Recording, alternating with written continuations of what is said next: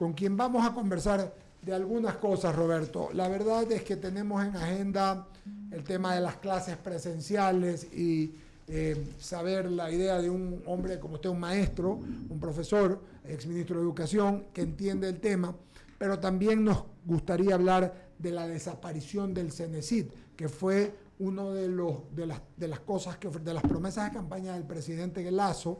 Hace una semana estuvo por acá la ministra de Educación, y la ministra de Educación habló del tema, y nos reunimos con ella unos días atrás y se volvió a conversar del asunto. Queremos hablar del tema de la vacunación, que falta, Ramiro, mucho en los niños y en los jóvenes, es donde más está faltando, y van a ir a la presencialidad.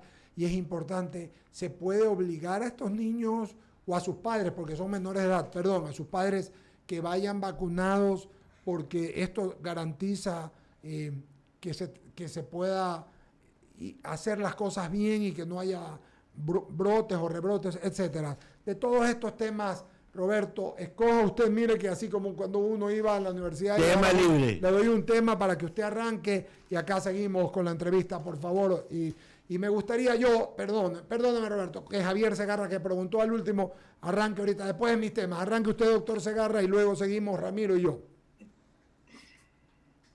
Gracias, Eduardo, y buenos días, doctor Pazle. Un gusto tenerlo en la plataforma. Siempre es importante conversar con usted.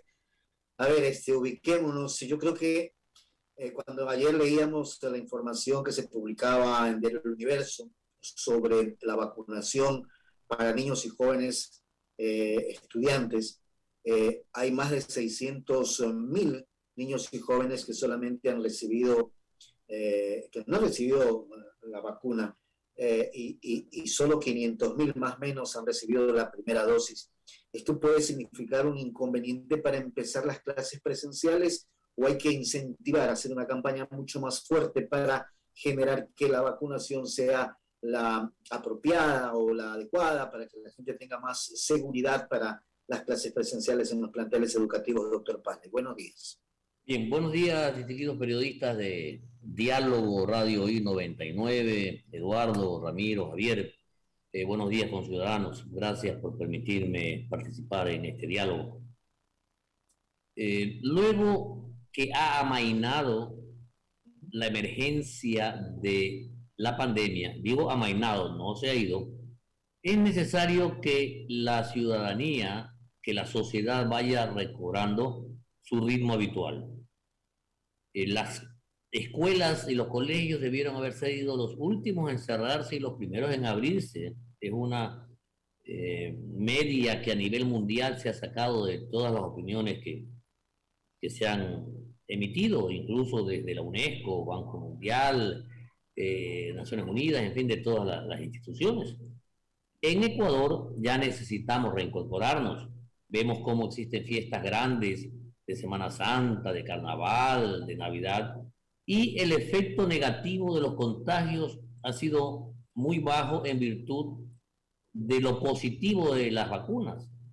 Tenemos que reconocer que el gobierno del presidente Lasso ha tenido un éxito con las vacunas. Él ya heredó una compra del anterior gobierno, justo llegó cuando él iniciaba y pudo desarrollar un gran programa de vacunas. Obviamente no ha llegado todavía a todos los sectores, y en este caso que usted, Javier, manifiesta, existen como 600.000 estudiantes, de acuerdo a las estadísticas, que no están vacunados con las dos vacunas. ¿Qué hacer? No se puede cerrar la escuela por estos 600.000 estudiantes. Veamos que a nivel nacional hay más de 3.600.000 estudiantes, mucho más todavía ahora. Eso era la última cifra que yo tuve. Pero tenemos que seguir, sencillamente hay que continuar una campaña y en cada institución pedirle a los padres que sean conscientes, hacer un trabajo de concientización, porque muchos no vacunan por descuido, por falta de comunicación, por falta de conocimiento, o sencillamente que me importismo. Y hay que pedirle y casi obligarle a los padres. Pienso que el primer tiempo deberá ser un tiempo prudencial para que el padre voluntariamente lleve a su hijo a vacunar y lleve los certificados de vacunación. Pero debe llegar el momento en que ya no se puedan permitir en los establecimientos a los chicos no vacunados, porque ellos son peligro para los otros estudiantes. Entonces, en la actualidad, como siempre, al más desprotegido, entre comillas, que es los no vacunados, se les pretende garantizar sus derechos, pero ¿y los derechos de los otros?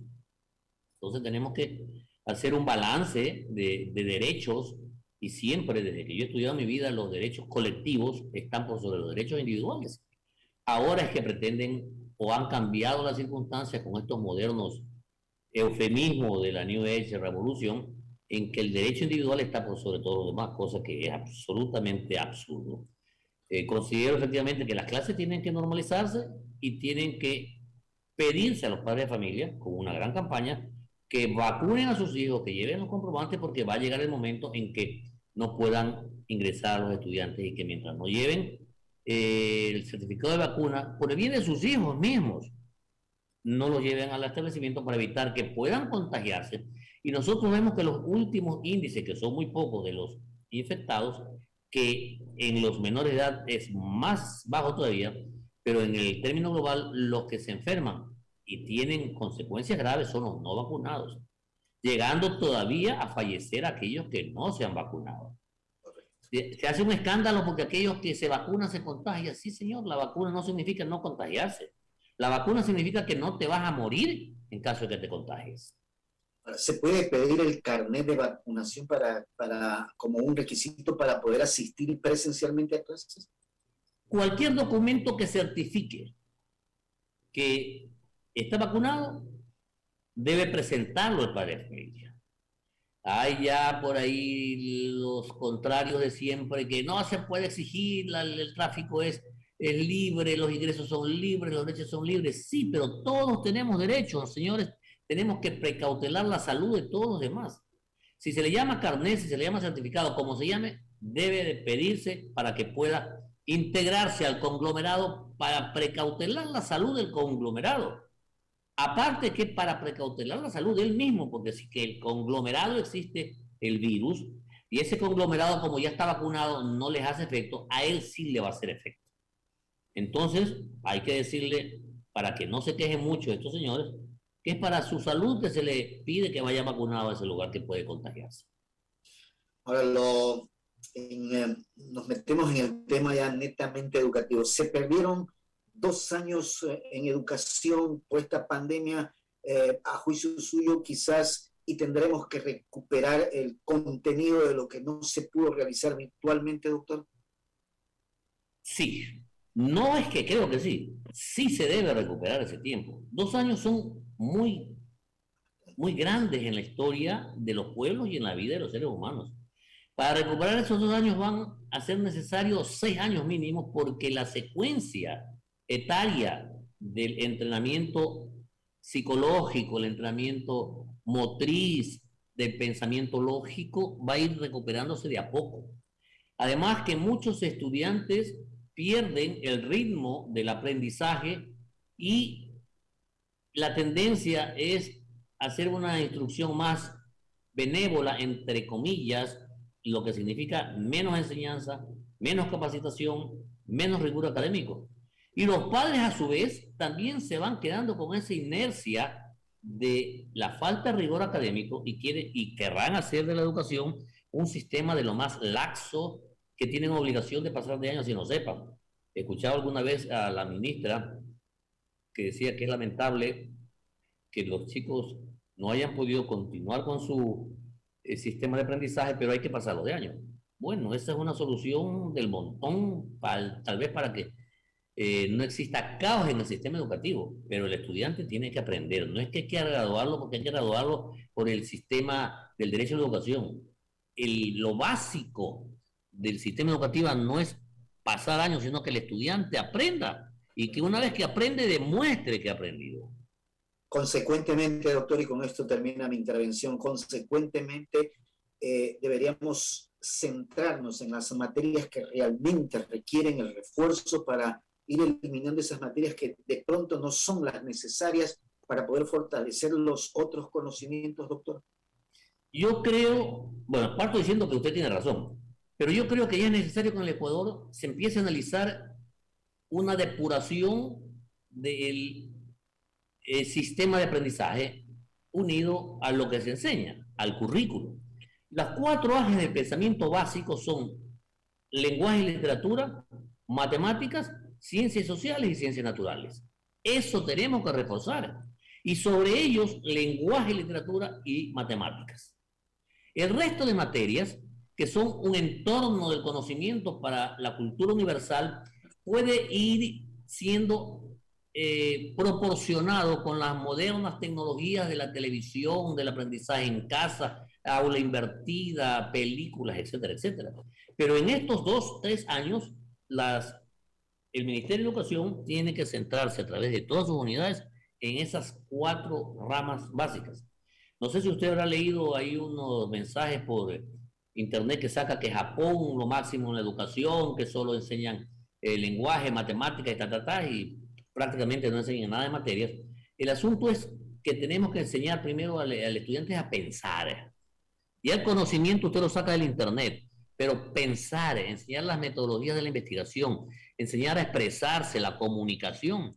Tenemos estudiantes que llegan a la universidad y se gradúan con títulos, no saben ni hablar, no saben escribir, eso es una vergüenza. Dese cuenta que en la asamblea tienen que escribirse en la mano para ir a una entrevista de televisión. Y hay asambleístas que leen un discurso y no lo leen ni siquiera bien. Entonces, eso es absurdo que tengamos ese tipo de aprendizaje mal aprendido, pero con el hecho de pasa los años, vamos con esa falencia. En todo caso, se tiene que preferenciar los ejes básicos de la educación para ir recuperando y los otros que sean aleatorios de acuerdo a los modernos sistemas de educación, con educación en casa, aula invertida, internet, etcétera. Gracias, doctor. De mi parte, Ramiro Cepeda continúa con la entrevista. Roberto, ¿cómo estás? Gusto en saludarte. Hola, Ramiro, ¿cómo estás? Yo voy a coincidir con lo que usted ha dicho y quiero replantearle algunas cosas. Hay gente que se olvida que saber leer bien es requisito básico para poder entender.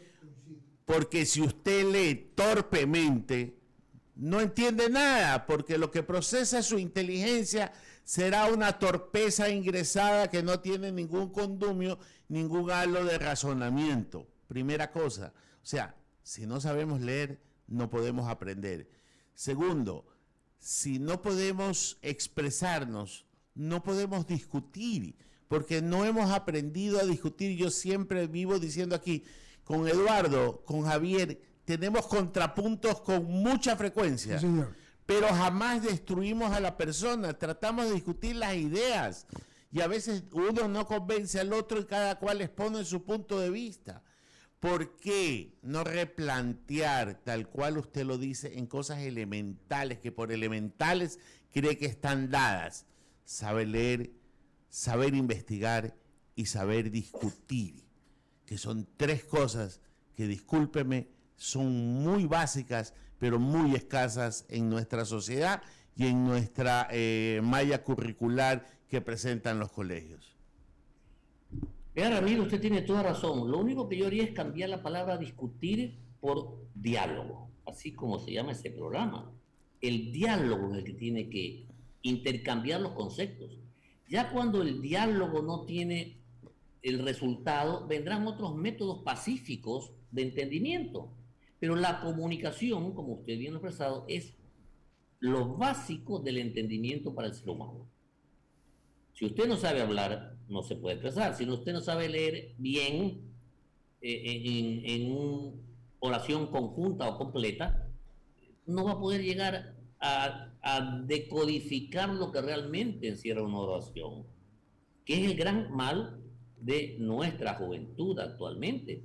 Ahí ahora, con el lenguaje acortado y mal escrito de los chats y del teléfono, es peor.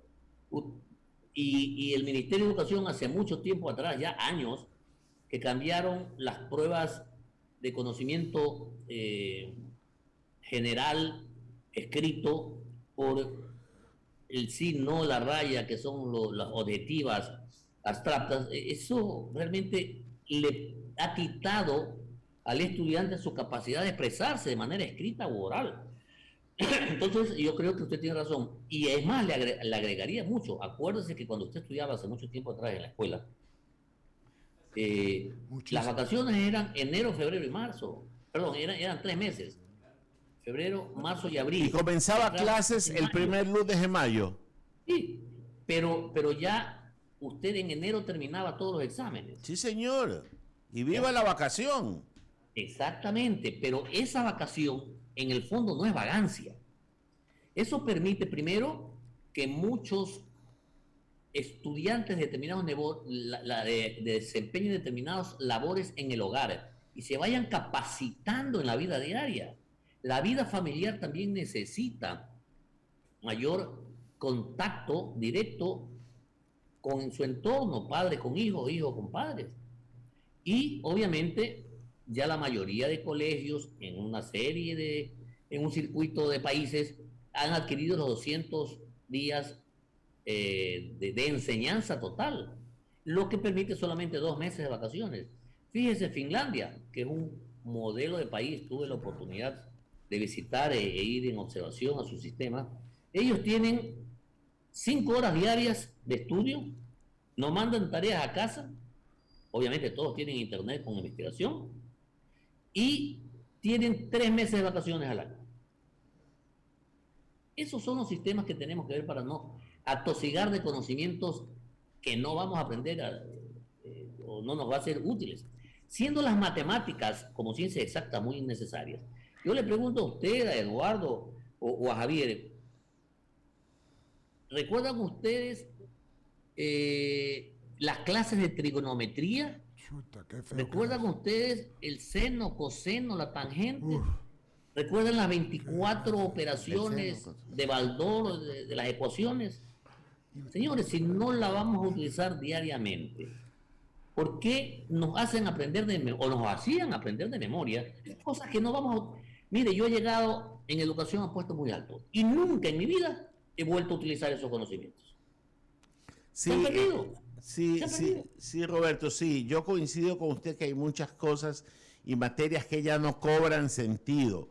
Enseñarnos a pensar, cuando hemos estudiado Derecho, y usted es abogado también, el derecho es el sentido común sistematizado, nada más. No nos enseñan a tener sentido común, el sentido del resumen, el que hay que priorizar una transmisión verbal limpia, no llena de ¿cómo le digo?, de adornos, sino limpia para poder transmitir. ¿Cuántas veces en una conversación usted escucha algo y la persona le dice, pero es que lo que yo te quise decir no fue eso? Sí, pero eso fue lo que dijiste. Entonces, resulta que no nos enseñan a pensar correctamente y por ahí yo partiría de la educación, porque el conocimiento hoy por hoy está al acceso de la mano. El saber investigar es lo que no sabemos y el saber procesar la información que tenemos es aquello que nos cuesta mucho entender. Otra vez le doy la razón, apreciado Ramiro, es que el sentido común es el menos común de los sentidos. Lo que tenemos que enseñar es enseñar a pensar, razonamiento lógico, pensamiento abstracto, pensamiento numérico. Esas son las cosas que se necesita para decodificar. A eso tenemos que darle una autonomía, que el ser humano, que el estudiante adquiera autonomía para que maneje el emprendimiento, que eso es muy necesario. Parece mentira que en una encuesta en una universidad, ya por salir los profesionales de unas carreras técnicas, le preguntaban qué quería hacer, para qué estudiaba. Estudio para al salir, ir al gobierno a que me dé un cargo. Todo el mundo esperaba el carguito de gobierno. No para ejercer su profesión, si estaban estudiando, por decir, para arquitecto. Nadie quería desempeñar su arquitecto, sino ir a buscar un carguito para tener su platita. Y no hay ese emprendimiento. Y por eso es que todo el mundo, con tantos desempleados que tenemos, lo que piden es trabajo al gobierno. Pero no trabajo para desempeñarse como trabajo autónomo, sino trabajo que le paguen el sueldo, trabajen o no trabajen.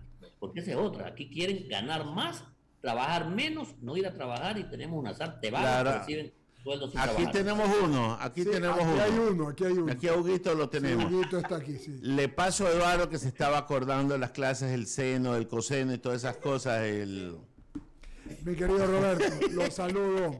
Y bueno, una vez más, ahora lo voy a llevar hacia el tema del CENESID, lo que hablamos con lo que habló el presidente, lo que habló la ministra Brown acá, debe desaparecer el Cenecit. ¿Qué implicaciones se darían si este desaparece? Es decir, ¿es necesario o no es necesario?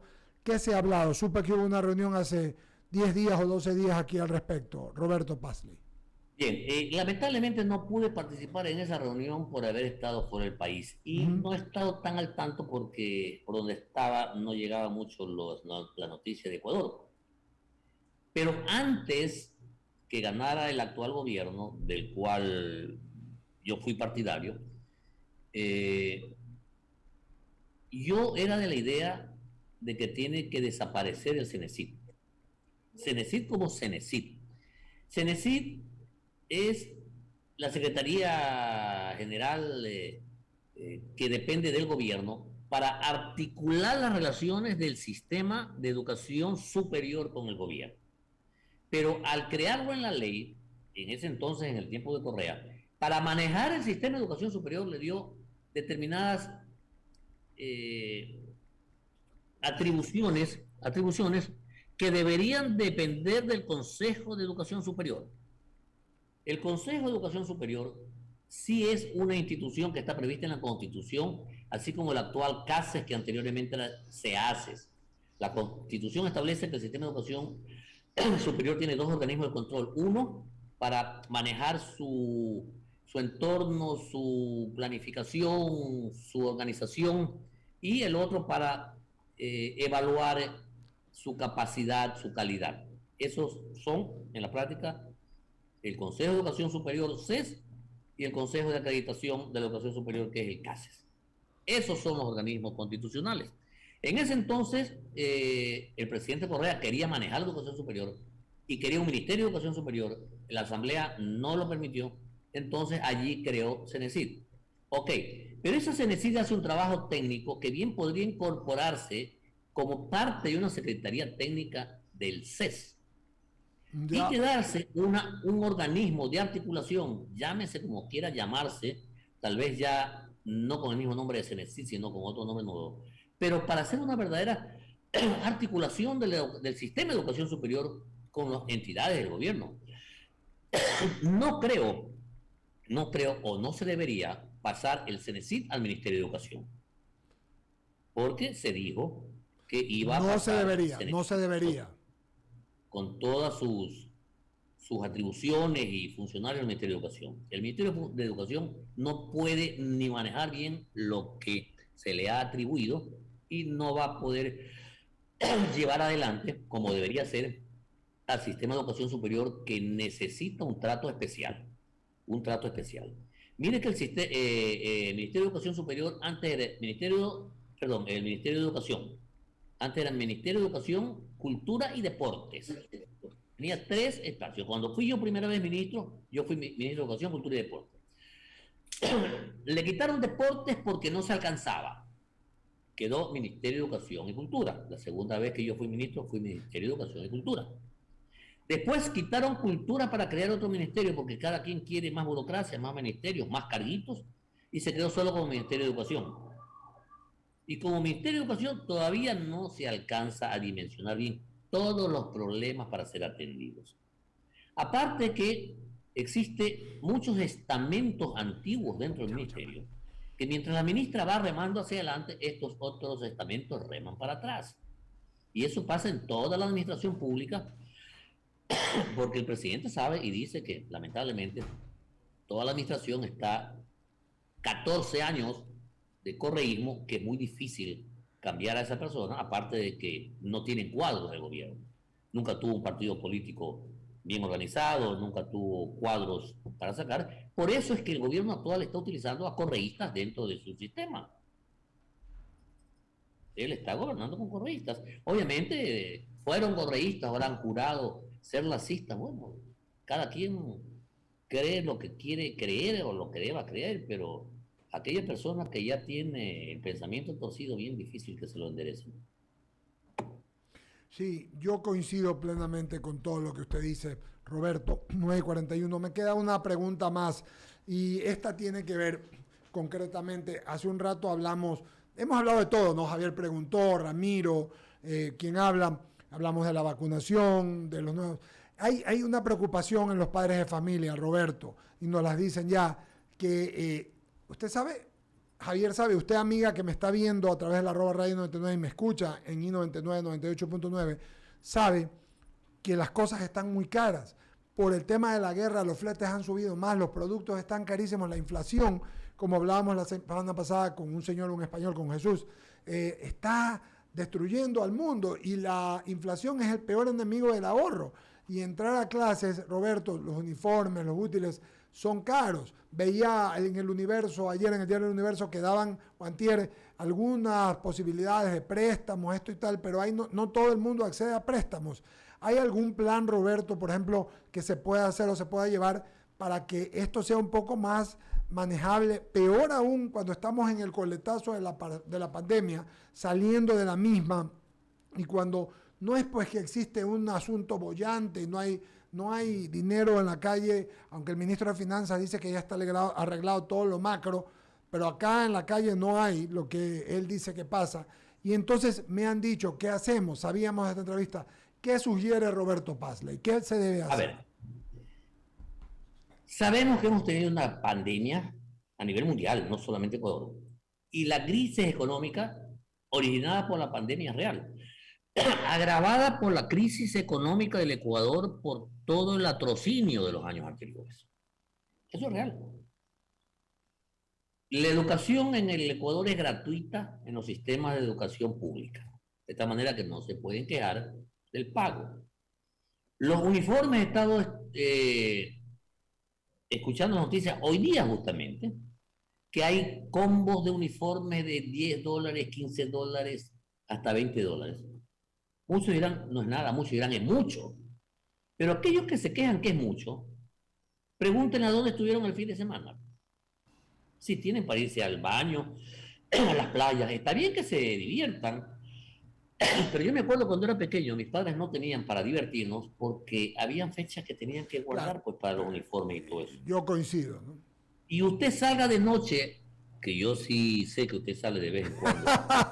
Don Robert, por favor, don Robert. Y usted ve repletos los restaurantes, sí, no solamente los altos, los lugares que venden comida en la calle con sus banquitos, también están repletos. O sea, ya ni siquiera cocinan en casa, sino que salen a comer, tienen para comprar. Y no se diga que los que están sentados en la calle ya no solo están con la cerveza, porque ya hay quien dijo, vamos a tomar una cerveza, que es el fin de semana. Están con botellas de whisky. Llámese Marwan, llámese como se llame. Pero están con botellas de whisky. Entonces, las diversiones nos estamos elevando, pero las necesidades básicas queremos que el Estado nos dé todo. Tenemos que ser conscientes que papá Estado te da lo básico y es uno quien tiene que hacerlo. En la educación particular, que muchos la critican, lo que hacen los padres es que cuando un chico va a estudiar educación particular, deja el espacio en la educación pública para que aquellas personas que no tengan para pagar la educación particular se eduquen bien, pues, y no empiecen a criticar. Y aquellos padres que llevan la educación particular tienen una escala de valores perdón, para escoger entre $30, $40, $100, $200, $600. Hay quienes pagan $1,200 en esos colegios rebombantes. Cada quien escoge lo que quiere. Pero si yo no tengo para pagar, no voy a llevar a mi hijo a un colegio de $800 y decir, no tengo, pues no puede votar a mi hijo y me paso el año de sabido. Yo coincido con usted, no digo eso. Lo que le decía es, hay padres que también piensan y que tienen una vida austera, pero que quieren lo mejor para sus hijos, Roberto, pero tienen necesidades. Entonces la pregunta es, ¿hay planes en los colegios para esos padres que son responsables, para que no les digan, ¿sabes qué? No puedes traer todo, te vamos a dar 3 meses, de pronto no tienen ni tarjeta de crédito. A ver, usted tienen 2, 3 hijos, Roberto, ¿no? Son 2, 3 hijos a veces, y usted sabe, lo que dice usted es real. A mí cuando me tocaba en la época escolar con mis hijos era un libro y bueno, había que tirar un tarjetazo, poner un billete, pero yo siempre percibía que había ánimo de ayudar, eso es a lo que me refiero, ¿no? ¿Verdad? Eduardo, ese ánimo de ayudar obviamente se dirige a la educación particular. Como Eso, me refiero a la educación particular, porque la otra es pública, es gratuita. Todos los colegios tienen sistemas de apoyo a los estudiantes, se trata de padre de familia, donde va con el primer hijo y explica sus problemas, le hacen el descuento del 10, 15, 20, 30%, 40%. En la matrícula le descuentan hasta el 50% dependiendo de los programas. Lo que justifique, porque también existen muchas personas que se pasan de sabidos y que teniendo tremendo carrazo gastando. También hay de eso. Así es, Roberto, hartísimo. Dame el descuento y tienen un meche afuera, así es, un cruce. Exactamente. En todo caso, lo que usted dice, sí existe, Eduardo, existen programas en casi todos los colegios particulares para beneficiar a los estudiantes. Okay. Y cuando son 2 hijos, 3 hijos, 4 hijos, les hacen un descuento. A medida de los hijos le van aumentando. El primero le dan el 10%, el segundo el 20, 30, 40, e incluso ya si tienen una familia numerosa, ya llega un momento de hasta el 30, claro. Sí. Roberto, era por los útiles, más que por los uniformes. Porque me han escrito 2 o 3 personas que los conozco y son austeros, entonces me dice, puchica, tengo que comprar uniformes, tengo que comprar útiles y están caros. No me refiero a los colegios, es que todo está caro, Roberto. La inflación ha golpeado y muchos de esos bienes se hacen con materias primas que son extranjeras, o se hacen acá con materias primas que tienen que pagar todo este peaje que tenemos con el problema de los transportes, los barcos, etcétera. Entonces me refería a eso, pero coincido y eso es. Yo solamente para concluir, nos queda un minuto, Roberto. Ramiro y Javier hablaron al principio de estos 2 años de clases virtuales. Las clases virtuales no son lo mismo, usted lo sabe, querido amigo. Que me diga que en la universidad eso se puede hacer, yo lo entiendo, porque cuando usted, Javier, está estudiando un doctorado, un masterado en años superiores, usted es una persona que sabe lo que quiere y está pagando usted mismo, ni siquiera sus padres, usted mismo por ello. Pero en los chicos y en los más chicos y en los adolescentes a veces eso no es del todo normal, porque se distraen, porque estaban viendo la computadora, porque lo llamó el de aquí, lo entiendo. ¿Hay algún tipo o va a haber algún tipo de, digo yo, no sé, de seminario, apoyo para los chicos que no han podido o no hayan podido de pronto captar la atención? Como por ejemplo le digo, conozco que en algunas universidades donde estudian medicina, no han podido, pues no pudieron practicar con cadáveres, no pudieron. Es normal, pues si todo estaba. Entonces, ¿qué van a hacer? Entonces, mi pregunta es para que los profesionales, como decían Ramiro y Javier, tengan el nivel adecuado, el nivel deseado, Roberto. ¿Hay alguna idea? A ver, efectivamente, no es el mismo proceso de aprendizaje en la universidad que en los no es, así es. Escuela y colegio. Si bien es una técnica moderna, la educación en línea, más éxito tiene en educación superior. Y en las materias que son susceptibles, porque usted bien anota, en medicina, es bien difícil que estos conocimientos de la práctica, disección, claro, de ver, trabajar en cadáveres, se lo puede hacer. Cuando yo estuve de rector en la Universidad de Guayaquil, dejamos preparados cursos de capacitación y nivelación de conocimientos de estas personas para que puedan nivelar sus conocimientos. Tengo entendido que el actual rector continúa con ese proceso para que no existan esas fallas. Y las primeras materias que van a abrir las clases presenciales en la Universidad de Guayaquil, tengo entendido que son las técnicas, y entre ellas medicina. En las otras universidades también se ha efectuado, pero ya desde el año pasado tienen abiertas clases presenciales para estas materias básicas. Okay. Y obviamente se están preparando seminarios o talleres de recuperación de conocimientos para ahondar estos asuntos. Ya la mayoría de universidades tienen los dummies o los muñecos donde operan y hacen las cosas. También tienen los cadáveres que pueden salir adelante.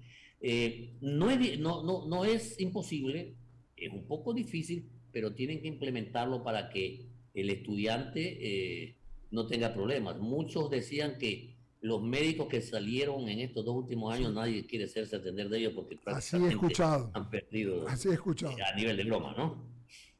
Roberto, en todo caso, es verdad que hay que hacer esas nivelaciones.